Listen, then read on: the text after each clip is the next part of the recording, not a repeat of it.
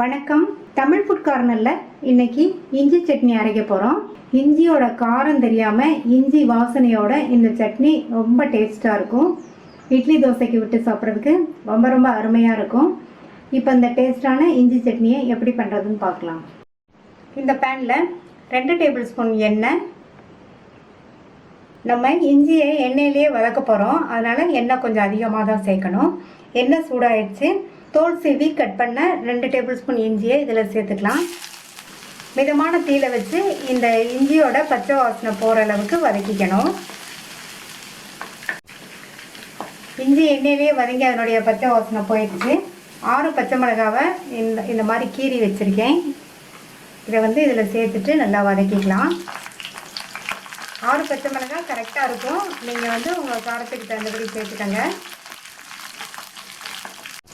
இஞ்சி பச்சை மிளகாய் ரெண்டையுமே நம்ம எண்ணெயிலேயே வதக்கி பண்ணுறதுனால டேஸ்ட்டும் நல்லாயிருக்கும். இதனுடைய காரமும் நமக்கு அவ்வளோவா தெரியாது. அடுத்து 3 மீடியம் சைஸ் தக்காளியை கட் பண்ணி வச்சுருக்கேன், அதை சேர்த்துக்கலாம். சின்ன தக்காளினா 4 சேர்த்துக்கங்க. சட்னிக்கு தேவையான அளவு உப்பையும் இப்போயே சேர்த்துட்டு மூடி வச்சிடலாம். தக்காளி நல்லா வதங்கி மசிஞ்சிருச்சு.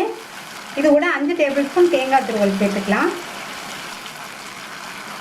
தேங்காய் துருவல் சேர்த்ததுக்கப்புறமா நல்லா ஒரு பரட்டி விட்டுட்டு 1 நிமிஷத்துக்கு இருக்கட்டும்.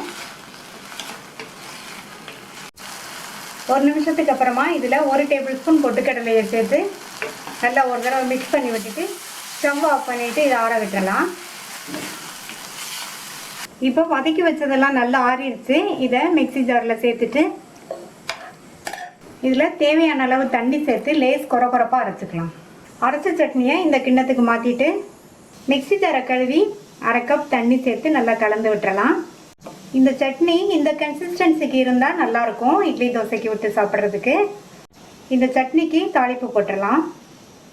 தாளிப்பு போடுறதுக்கு 1/2 டேபிள் ஸ்பூன் எண்ணெய் சூடாயிடுச்சு.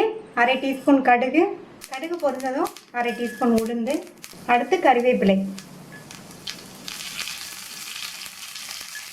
தாளிப்பு சட்னியில் சேர்த்துடலாம். இந்த டேஸ்டான இஞ்சி சட்னியை ட்ரை பண்ணி பார்த்துட்டு உங்கள் கமெண்ட்ஸை சொல்லுங்கள். இது வரைக்கும் நம்ம சேனலை சப்ஸ்கிரைப் பண்ணாதவங்க சப்ஸ்கிரைப் பண்ணிவிட்டு பக்கத்தில் உள்ள பெல் பட்டனையும் கிளிக் பண்ணிக்கோங்க. தேங்க்யூ.